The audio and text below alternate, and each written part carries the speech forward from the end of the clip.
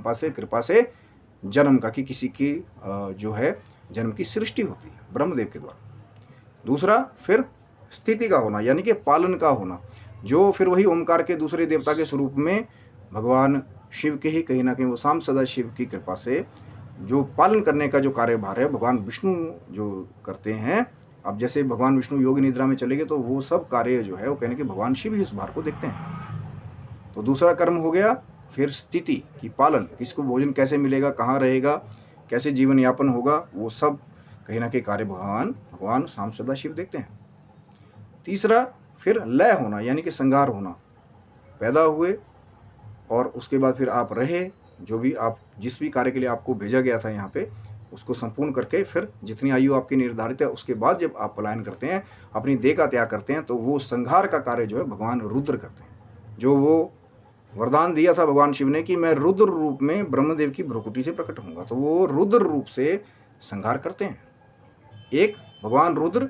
कैलाश पर्वत के ऊपर हैं, लेकिन एक जो कहीं ना कहीं यही गहन चर्चा का विषय है, वो जो निराकार प्रभु की खोज में जब लोग जाते हैं, तपोलोक से ऊपर, सतोलोक से ऊपर, भगवान विष्णु के भी लोकों से ऊपर, जहाँ पे दिव्य धर्म स्थापित है, वहाँ पे वो जो दिव्य कैलाश है कहना कि जहाँ वास है उस कारण पुरुष का, परम पुरुष का, तो वो भी एक गहन चर्चा है आगे। और चौथा फिर कर्म क्या है कि कहीं ना कहीं इस संसार जगत की जब हमारी देहिक क्रियाओं से कहीं ना कहीं हम थोड़े से मुक्त हो जाते हैं, तो तिरोभाव भी कहीं ना कहीं भगवान शंकर ही करते हैं कि आपकी मृत्यु हुई लेकिन कहीं ना कहीं जो आत्मा है वो अभी भी यथाचित कहीं ना कहीं भटक रही है, या वो अपने गंतव्य तक नहीं पहुंच रही है, यात्रा में नहीं जा रही है, वो तिरोभाव का कार्य भी जो है कहीं ना कहीं वो भगवान शिव की अनुकंपा से ही होता है। और पांचवा जो अंतिम कर्म है वो है अनुग्रह।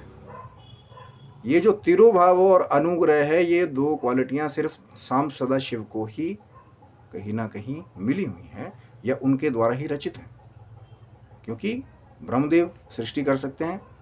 और भगवान विष्णु पालन कर सकते हैं, रुद्र संहार कर सकते हैं, लेकिन जो ये तिरोभाव और अनुग्रह वाली जो बात है कि अनुग्रह करना, किसी को मोक्ष दे देना, किसी जीवात्मा को, ये कार्य भगवान शिव करते हैं, जो उनका अंतिम कार्य है कहना। क्योंकि जब मोक्ष मिल गया, अब मोक्ष के भी बहुत सारे उसमें रूप है, दिव्य कैवल्य मोक्ष है, मुक्ति है, तो सायुज्य है, सामीप्य है, कि एक तो हो गया कि शिवलोक में ही एंट्री मिल गई, आप जन्म मरण के चक्कर से छूट गए। फिर एक वो हो गया कि भगवान शिव के साक्षात स्वरूप के साथ आपका वास हो जाए वहाँ पे, वो फिर और अलग लेवल की मुक्ति है कि उनका, जैसे आप मेरे साथ